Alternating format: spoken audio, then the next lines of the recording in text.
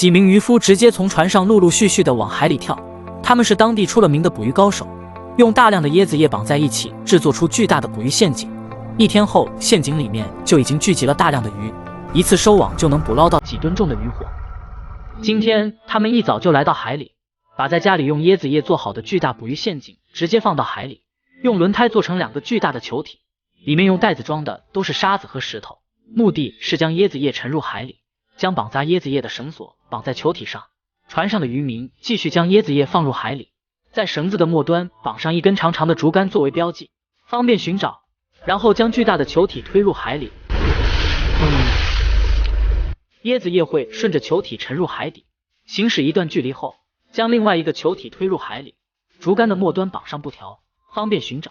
第2天，他们开着船用渔网将陷阱团团围起来，几位年轻力壮的渔民直接往陷阱中央里面跳。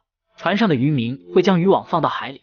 船上作业也是一件危险的工作，随时都会面临危险。渔网围绕着中央陷阱下网，收网之前会将陷阱里的竹竿拿掉，来到另外一个陷阱继续下网。渔船会围绕着陷阱中央不断的下网，船上的年轻小伙会往网中央里跳。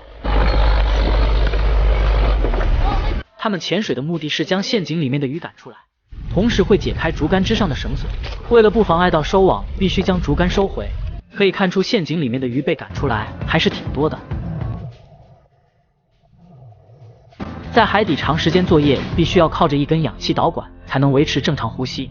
他们利用椰子叶为鱼群提供庇护所，只有在海边长大的渔民才会想出这种捕鱼方法。将椰子叶里的鱼群赶出来后，他们就开始将渔网的底部收紧。在海底作业比在船上作业要危险很多，而且他们消耗的体力也是非常大的。收渔网的时候，必须将渔网越过椰子叶陷阱，这也是为了保证渔网里面全部都是鱼。从渔民的经验告诉我们，他们已经不止一次用这种方法捕鱼了。收网的时候必须小心自己的手脚不被渔网缠住，所以他们下水之前都会在脚上绑上一把小刀。经过几十分钟后，整个渔网的底部已经用绳索收紧了，网里面的鱼基本都是小鱼。从网格的网眼来看，这渔网绝对是绝户网。船上的人就开始从两边将绳索拉回来。收网不仅用到了体力，还用到了现代的机器设备。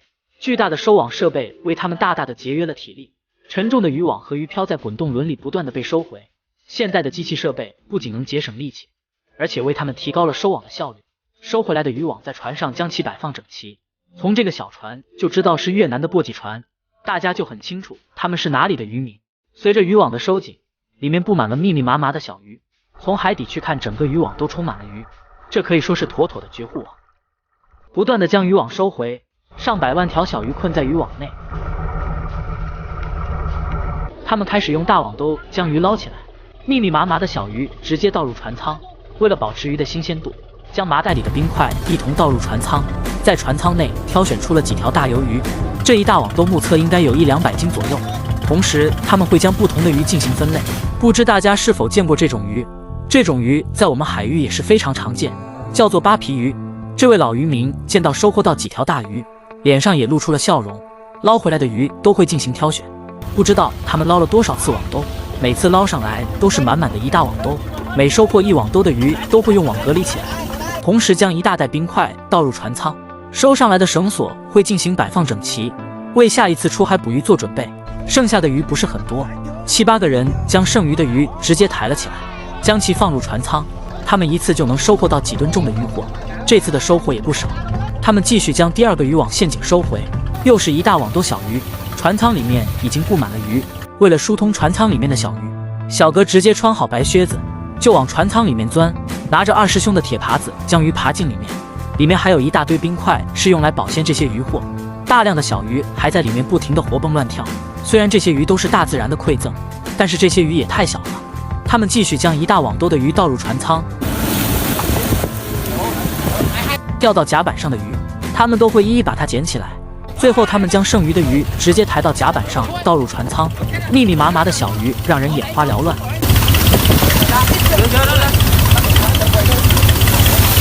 甲板上挑出了一条鱿鱼，还有几十条扒皮鱼。看这位老兄能获得这么大的巴比鱼，内心也非常开心。从他们的笑声就能听出，他们对这次的收获是十分满意的。腿上绑着小刀是赶海人必备的，也是对自己生命的尊重。现在他们要忙碌的是将鱼进行分类，大货全收便开始开着船回去。他们要将这些收获到的鱼交给商家。正在这时，一艘渔船正向他们的船只靠拢，这是商家派来的船只。他们将2艘船只绑在一起，方便搬运。不一会儿，将装好的鱼搬到商家的船只上。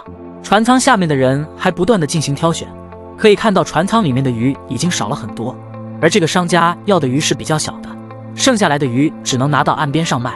岸边上摆满了各种各样的鱼，渔民会将这些鱼进行分类，分类好的鱼会卖给商贩。